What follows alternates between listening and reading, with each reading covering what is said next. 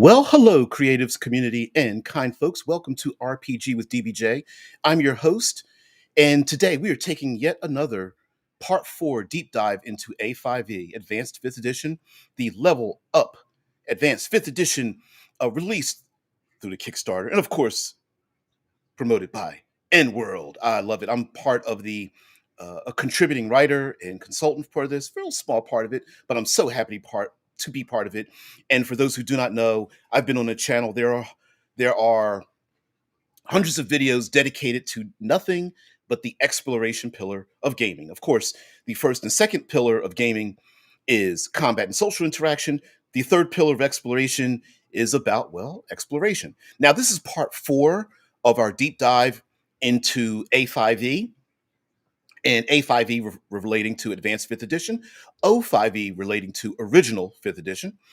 The In the beginning, we talked about the idea of imagining our gaming experience being like a movie, where at first we have three portions of it. The first being the super wide angle, where we get to see the expansive landscape and our heroes as little specks in the distance, and we get to see how wondrous and grand, or maybe even lethal and dangerous that environment is. Much like a montage, really. And and fifth edition, I'm sorry, A5E has really embraced that montage where we get to pick an environment and our players are able to describe the events through skill checks and interactions. What happened during that journey to get from A to B? But then we narrow down a little bit more, and we get into the the medium, if you will, medium camera angle, the medium zoom, where we get to see the entire party and what they're doing, sharpening their weapons, collecting wood for a fire, maybe setting up a camp, feeding their horses, or even praying in the distance or telling a tale and whatnot. And whether they are encamped or they're traveling on their journey, we get to see everyone and their journey role in the party and maintaining the spirits of the group, keeping their strife, capital S strife, from accumulating, eating food and water and resting so that their fatigue levels do not increase, and other random events that happen along the way to tell the story of their journey.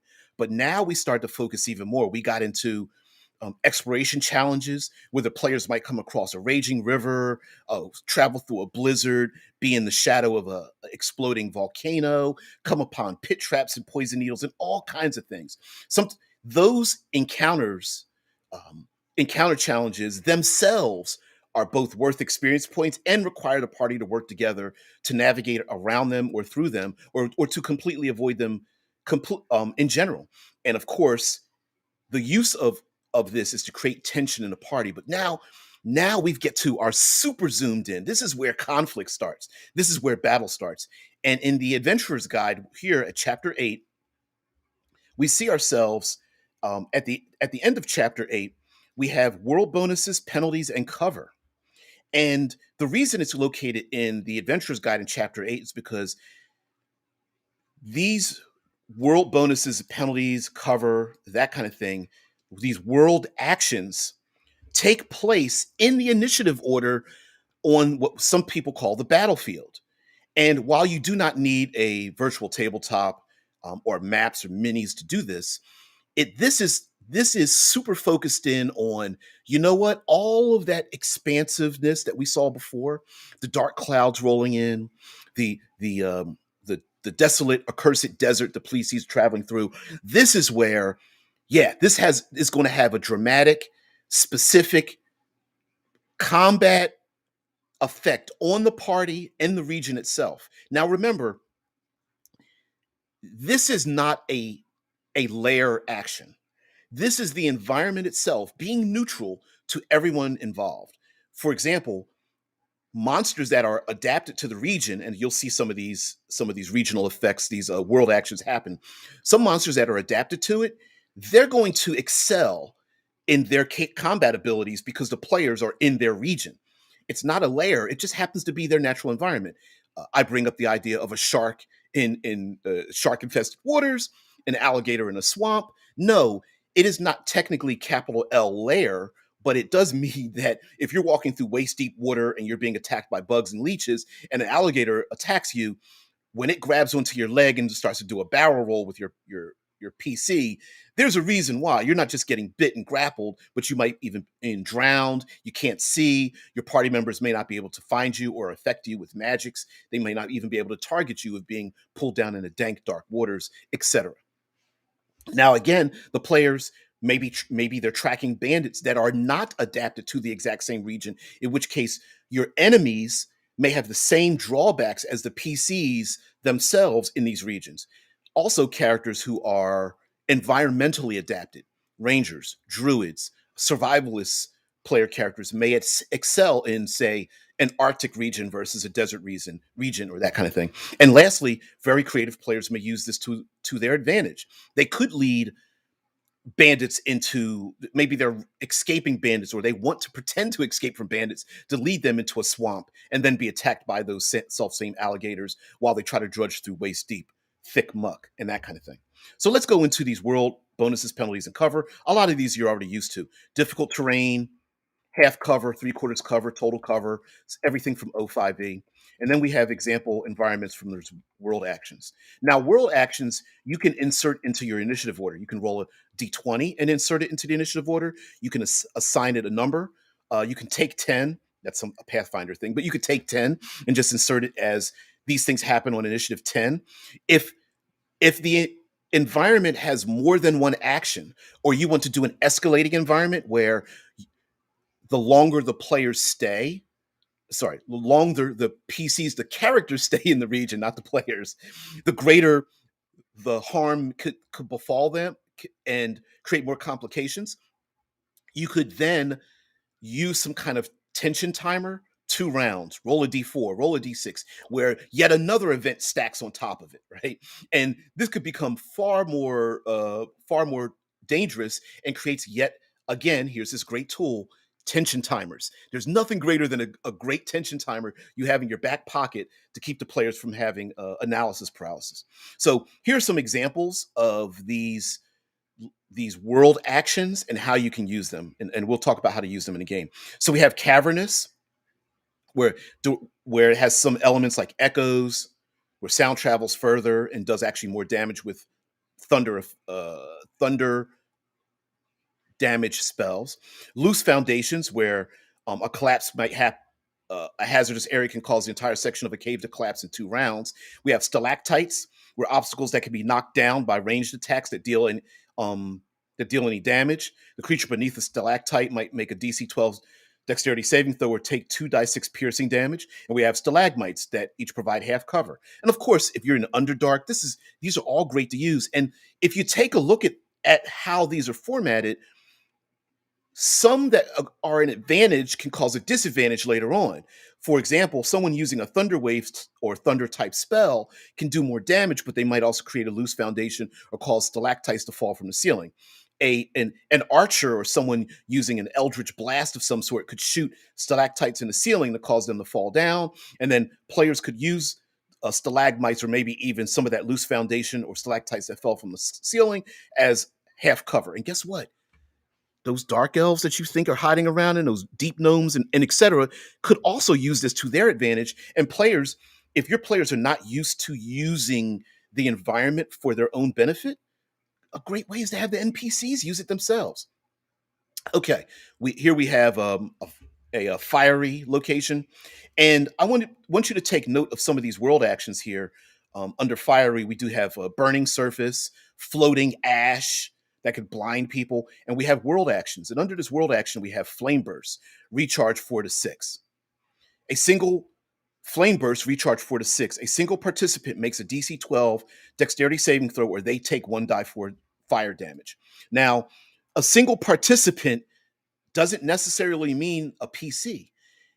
Maybe a die roll a d20. Whoever gets the lowest roll, they're the new target.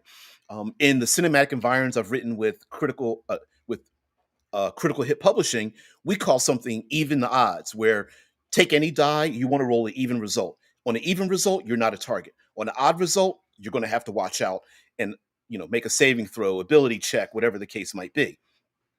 And so here with a flame burst, maybe there's random flames shooting up out of the ground. Maybe the PCs are fighting on a stone bridge, and there's flames shooting up from the lava, or there's some acid dripping down from the ceiling or something. If it's acidic or something, this is flame burst. But that's an example of what's happening. And with a recharge of 4 to 6, maybe the players are looking at the die roll on that initiative count to see if flame will shoot up or not. Right? Dungeon Master gets ready to roll the dice, rolls a 2, go. Whew, there's no flames. Great. Okay, we start the fight, and that might change the tactics of the players. In many ways, world actions might confound the PC party so much they may not have enough actions to accommodate doing everything they want to do. Is that terrible? Of course it is. Does that make more challenges? Heck yeah. But that's a great thing to have to make a hard decision and balance out your actions. Why not? So here we have forested area, region of forested area, a frigid region with world actions like a cold chill. We have furnished areas, constructed location. You're in an urban region and there's a lot of obstacles around, like chandeliers, clutter, mirrors, tables. We also have stormy region, hazy, swampy, with world actions as well. Rocky areas, of course, swampy actions, things like swamp gas and leeches and things of that nature. Like here we have leeches with a recharge of 6. A swarm of insects, leeches, rises out of the swamp to attack any creature in the marsh. I would even change this. I would even have swarms of insects or something like that, right? And now, mind you, you could also modify this as the narrator or dungeon master by having some of these things happen in a particular area, like a 5-foot radius location. And if you step into that region, something happens. Or you could have this move around your battlefield where maybe swamp gases or lightning bolts or swarms of insects or any number of things could be moving. Fire could be like a forest fire might be moved. That fire might be spreading around. Smoke might be filling a room or something like that. We have all kinds of things.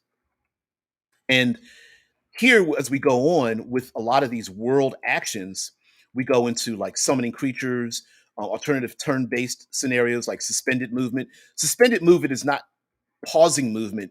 It's fighting in large bodies of water or fighting in the air, and sometimes there are conditions or effects. Like for example, if you're in the sky and you're a creature that is knocked prone, restrained, or otherwise has no flying speed, it automatically begins to fall. Right. And then we have things like rolling movement, and there's astral plane combat, as well as rolling movement. Rolling movement is you're mounted, you're on a vehicle, you're running across rooftops, that kind of thing. And we have a suggested countdowns. Like for example, under countdowns, can a climber scale a crumbling cliff before it collapses? Can a thief pick a lock before the magical alarm goes off? Can a halfling rogue recover the magic goblet and escape the dragon's lair before it wakes up? And so this is an idea of countdowns. And so what you do is you find a dice pool. That dice pool could be an example of maybe the you as the narrator or the dungeon master decides what the dice pool is. You could hand dice to the PCs, like one for every PC. It might be based on proficiency level. You can come up with a number of them. Countdown is started by forming a pool of 6-sided dice, and the narrator determines the size that the dice pool is based on the circumstances. At the start of each round, the dice pool is rolled. Any dice with a result of 6 are removed from the dice pool, and play continues. The countdown is not immutable. The narrator could deem that certain actions during the scenario might add or remove a die from the countdown, and there will often be a way to stop it.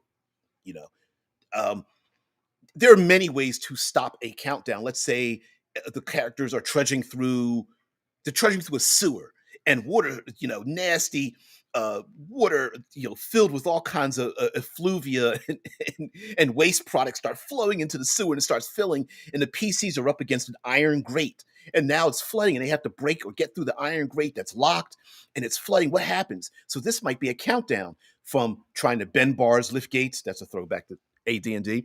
Someone might try to pick a lock. Someone else might try to use magic to break the bars and whatnot. And so this is a way to dynamically have a countdown. All right. Going on, it says, however, sometimes the countdown cannot be stopped, such as the cliff is going to crumble and you must reach the top before it does. When the last die is removed from the dice pool, the countdown expires, and then, of course, harm and other kinds of things may happen to them. And this is a great way to have lethal events or very, very extreme events happen to the party, but not happen immediately. They have to get out of the region. And the countdown mechanic is a way for you as the narrator to say, hey, listen, yes, you can stay here and beat things about the head and shoulders with your weapons and spells, but that may not be the smartest thing to do. Maybe the smartest thing to do is get the heck out of the valley that's flooding with acid, or to get out of the sewer that's flooding with effluvia, wasted, flushed effluvia. Maybe it's better to get out of the burning building before it collapses in upon itself rather than take another swing at an enemy. Although, pretty heroic, you know, tough as nails hero might stay behind or whatnot. So we have the math involved with the approximate number of rolls. If you want a slow countdown that takes a while, here's a number of dice and how many rolls it would take to get rid of them on average. We have medium, and then we also have fast. And slow means you take that dice pool. Let's say there's 4 PCs. Let's use this as an example. We take 4 PCs, you give them each a die. Each of you represent someone taking part in this countdown to try to let's go with this flooding sewer system. Since I brought it up, I pulled that one out of my ass. Every time you roll the 4d6, when a 6 comes up, you subtract a die. That means on average it might take about 12 rounds to get through it. For medium difficulty, with rolling a 5 or a 6 and you subtract a die, it takes about 6 rolls. And then fast, if you roll a 4th, you must roll a 4th, not must, you don't want to roll a 4 through a 6, but if you roll 4 to the 6 on the 6-sided die, you subtract one of them. So in approximately 4 rounds, boom, it's completely flooded and the PCs are down now under the muck. The force of the water pressing them up against the iron grate and whatnot. And it's a great way to add in some randomness, as well as, again, using that countdown timer to really ramp up the tension in terms of the actions. So yes, world actions take place within the initiative order, and there are a number of effects you can have. Let's stop here at a swampy world action. Here we have thick sludge, where an area hazard that counts as difficult terrain. Plus, there's tenacious mud. When a participant ends their turn in this area hazard, they make a DC 12 strength saving throw or are restrained until the end of their next turn. They can use their action to break free of this effect. And much like stepping through mud and muck and things like that, you got to high step it to get the heck out of there. Maybe they might even stumble over a few exposed mangrove roots and things like that. And of course, we have swamp gas. Participants in mud make a DC 10 Constitution saving throw or are poisoned until the end of their next turn. And then we have, again, I mentioned before, leeches with a recharge of 6. A swarm of insects, leeches, rises out of the swamp to attack any creatures in the marsh. Now, all of this, again, might cover various areas of the region. The tenacious mud might only be in one particular area. Swamp gases could rise up randomly or and whatnot. Leeches, swamp gas might expel within a particular initiative order. So maybe if the swamp gas erupts at initiative 10 and a wizard or druid casts a gust of gets ready to prepare a gust of wind on initiative 12, they might expect the swamp gas to blow the gas away, using that as their prepared action for a reaction to happen when the swamp gas takes effect, and so on and so forth. So anyway, guys, thank you so much for allowing me to show this to you. And of course, there's nothing limiting. A, there's no rule that says you must use these all the time.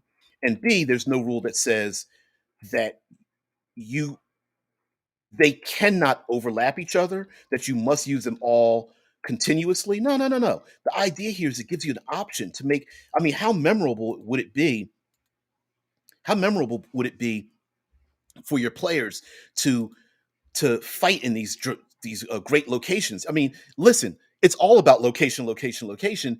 And sure, punching somebody in the throat is cool, but punching them in the throat when you're on the wing of the skin of a dirigible, you're on a narrow cliff, on the side of a volcano, you're in on the deck of a storm tossed ship, or you're in a vast desert with a sandstorm coming. why the heck not? Why wouldn't we use the environment and make the environment use the environment as a third entity in many ways? It becomes its own character. And again, these effects can happen to your NPCs, your monsters, your adversaries, either through the use of your player characters, pushing, moving, corralling them into these regions, or it might sweep across the region and everyone starts choking through the ash and smoke, or the player characters might want to just disengage and get out of there.